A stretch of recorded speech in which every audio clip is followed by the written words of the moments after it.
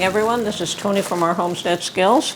Well, this morning I decided to go out and do a little bit of shopping. I got a few things, and while I was there, I noticed that they had the picnic pork roasts on sale.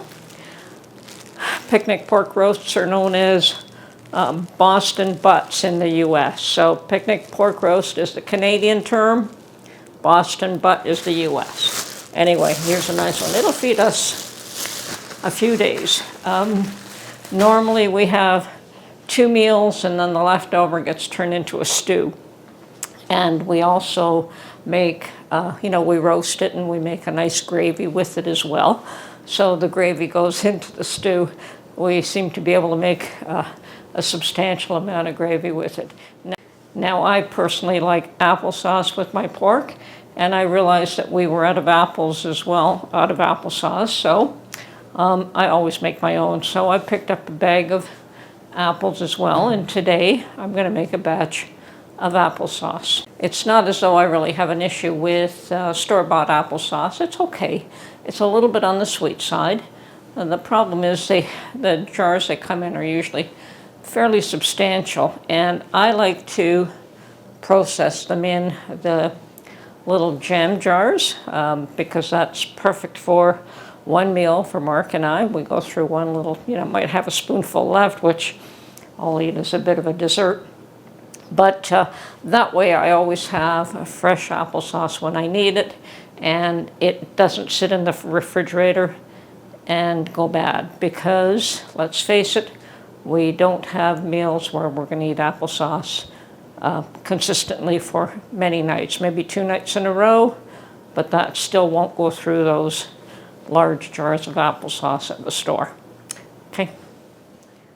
Okay, so the first thing is that I have my apples in the sink being washed, and I've washed them a couple of times now, rinsed them off really good.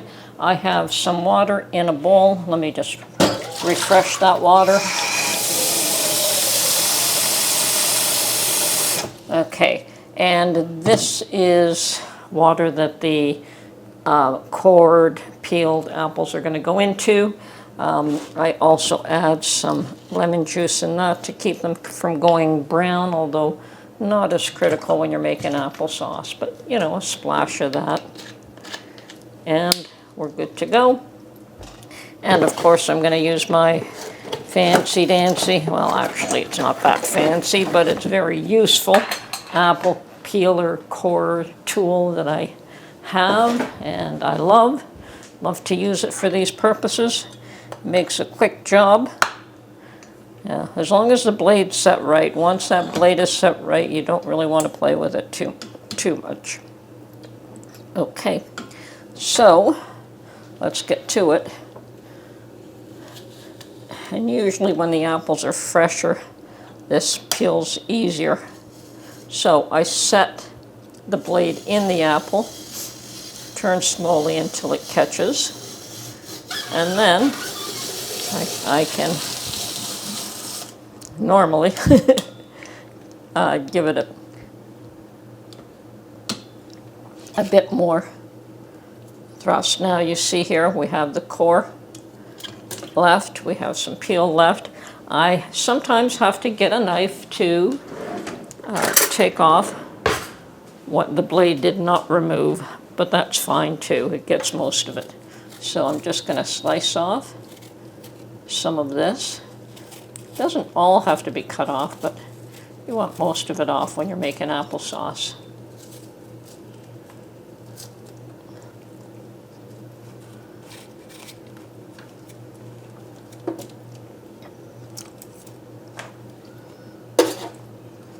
And usually the end pieces I can take off and eat myself. So there we go. Cut those in half and put them there. On to the next one.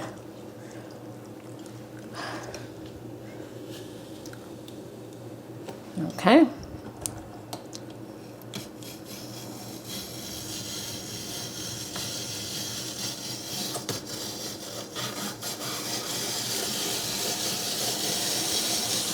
That one worked better. Sometimes you just gotta, give it a little bit of a push to get the hang of it. just gentle. Now these can also go in my freeze dryer like this, and I've made apple chips and they're awesome. The problem with me and apple chips, whether it's dehydrated or freeze dried, is that I can't stop eating them. Which, you know, is not a bad thing. Nothing wrong with eating a lot of fruit. But I love the dried apple chips.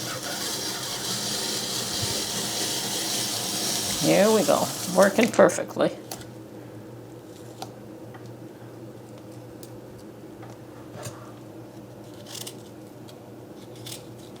Now this also is, the fact that it's sliced up will make it easier to cook down as well when you're actually cooking your applesauce.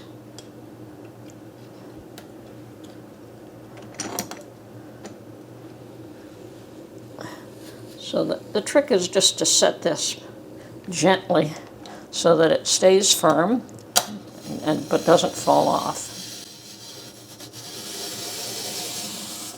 There we go.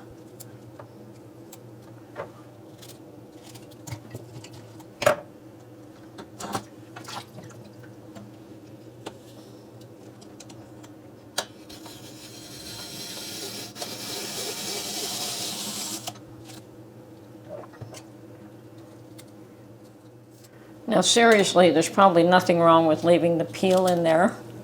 One time I made applesauce with peel, and it took longer to cook down, but it also made the applesauce real pink, which was a little bit of, shouldn't have been a surprise, but it was. Okay. Once again, not a big batch. I think this is about 3 pounds of apples.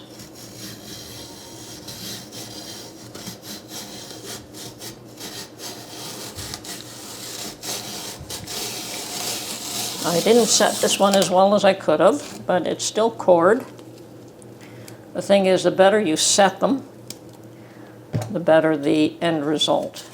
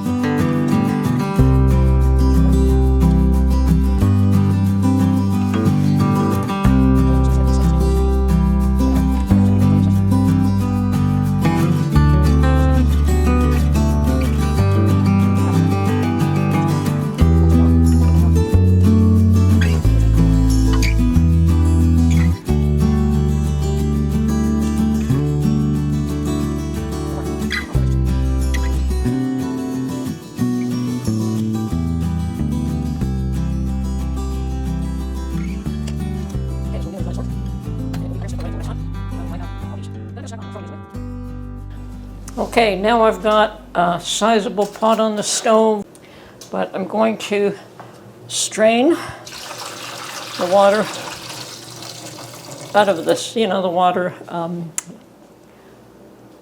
lemon mixture, and just toss these all in. We want them to come to a boil now. And that's going to take a few minutes, so we're just going to let that boil, put a lid on it, and we'll get back to it in a little while. Well, here's all my little apple wedges in the pot, and I'm just going to, as I said, bring that up to a boil, heating it up, and we're going to stir and cook it until it softens up. Wow, these apples were really juicy, so they gave off a lot of liquid, but they're not terribly sweet. So I'm going to add some sugar, and this is where there's no such thing as a set measurement because different apples have different sweet tastes. So you just have to be very cautious, do a little bit at a time. I'm starting off with a 1/4 cup, and I'm sure that's not enough because these are definitely not sweet. But you want to mix it in thoroughly and give it a minute or two before you try to add more, because as it's cooking in, it absorbs the sweetness.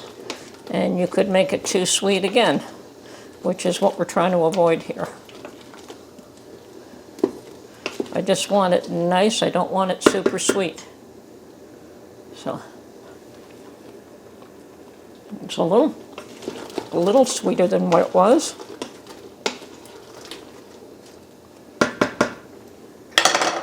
And for my personal taste, I think another, not quite quarter cup, and I think that'll do it. I don't think I want to add more than that. But once again, it's one of those, you do it sweetened to taste. Now, this is soft. You could cook it until it becomes mush, or you can speed up the process. What I tend to do is get my stick blender, and I help it along. As I said, you could wait another hour or so, or 40 minutes until it turns to mush, or actually you can can it up fairly large. It all works, but depends on how you like it. Do you like it chunky? Do you like it totally smooth? That really is up to you. And you can definitely add other spices if you like. I don't prefer to. You know, you could add cinnamon. You could add nutmeg. There are spices that you can add to this to give it more flavor. But I personally like to make it simple. And if I want to add spices, I can do that when I open the jar, depending on what I'm going to use it for.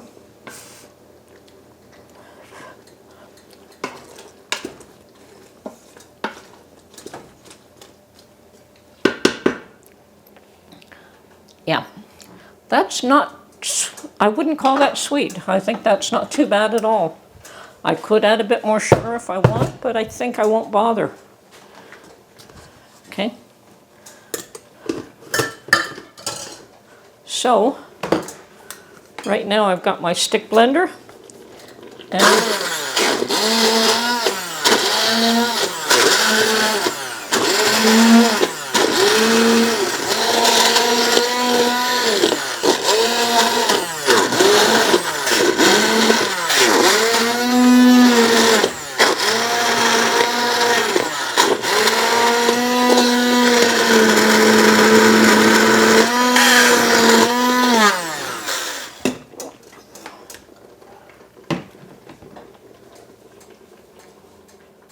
okay, my applesauce is fully cooked, and it has been pureed. I guess that's what you can call it. And now would probably be the time, if you want to add one last little bit of sugar, might be a good time to think about that. So I'm going to do a final taste test. Watch I don't burn myself. No, it's not sweet, and I'm happy with this. Okay, I have prepared 7 jars. They're clean. Just make sure that you wash them really good, that they're clean. And now we're just going to fill, I don't think I'm going to fill up 7 jars with what I have here, but we'll fill up what we can. And this is beautiful applesauce.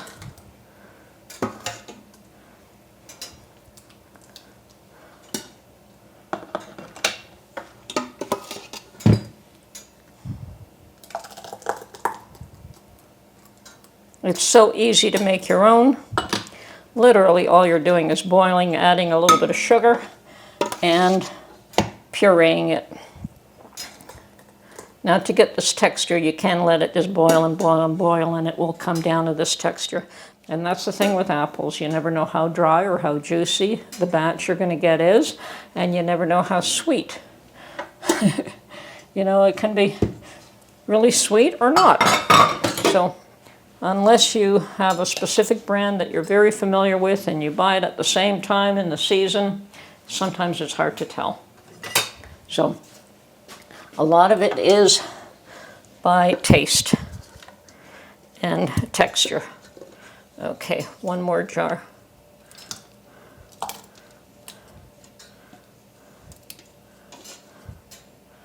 Perfect. So I got 6 jars from 3 pounds of apples. And I'm just going to move this one that's a little too full and add it to the one that's just a tiny bit short. But we're good here. Okay. Perfectly well.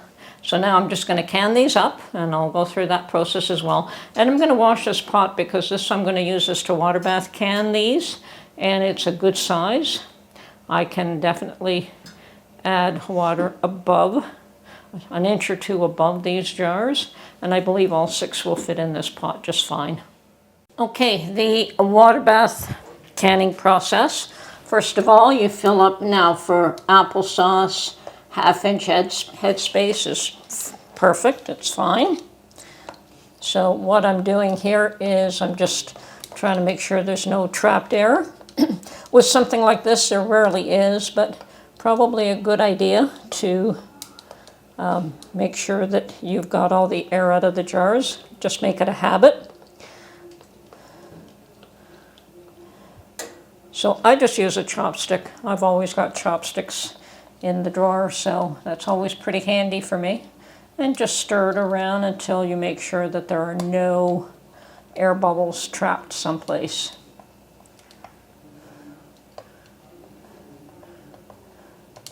Okay, that looks pretty clean to me. Okay, so I've got a little container, just a small little container of vinegar here, and I've got cleaning vinegar, and that's okay. It really doesn't matter what kind of vinegar, as long as you use something to clean the edge. If you don't have vinegar, you can use water as well.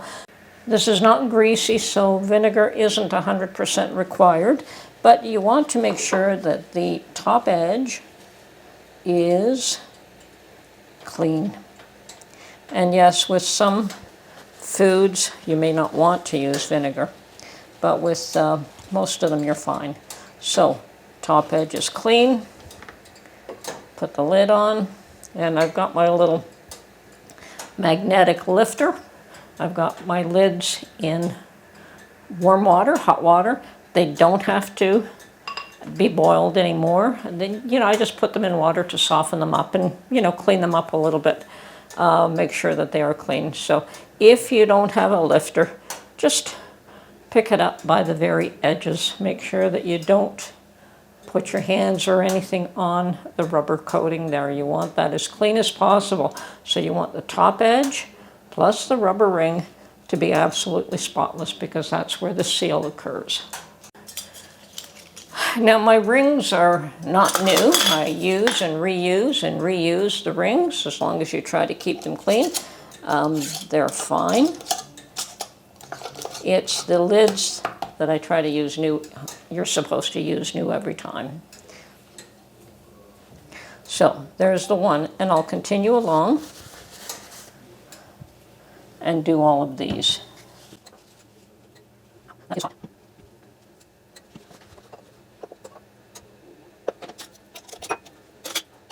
As I don't normally use a real water bath canner to do my water bath canning, don't need to.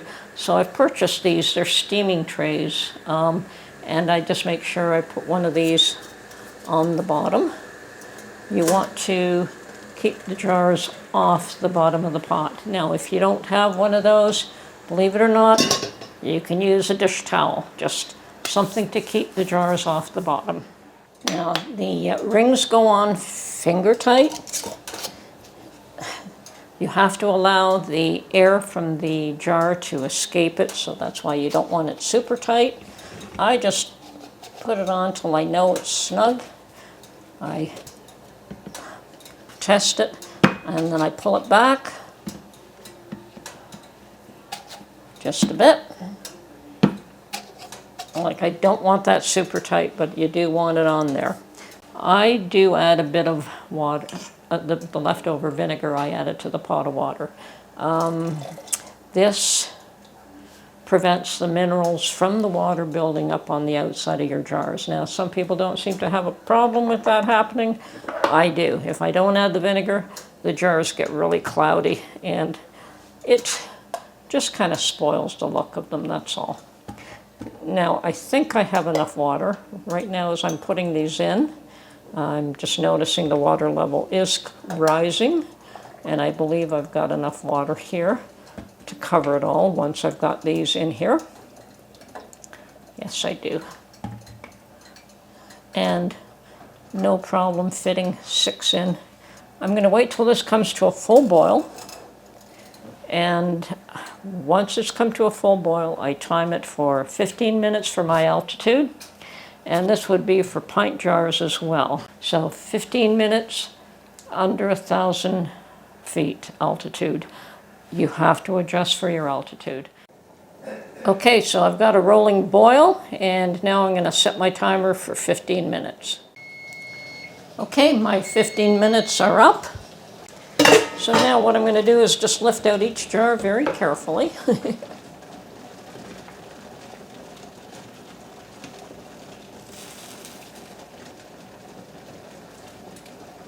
And I'm going to set them here to just cool off. And we don't want to touch them. We're just going to let them get cool. And there, you can hear the lids popping, and that means it's sealing. I just gently put them to the side as I'm pulling them out, just to drain some of the water from on top of them. Not necessary. You can actually wipe it with a dishcloth if you prefer. There.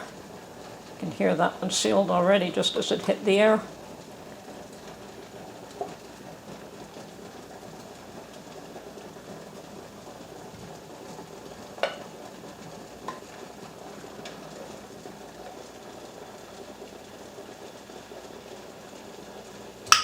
There. Okay, so now we're just going to turn off the water, let that cool down, let these cool down, and when they're cool, then we take the rings off and put them in the pantry.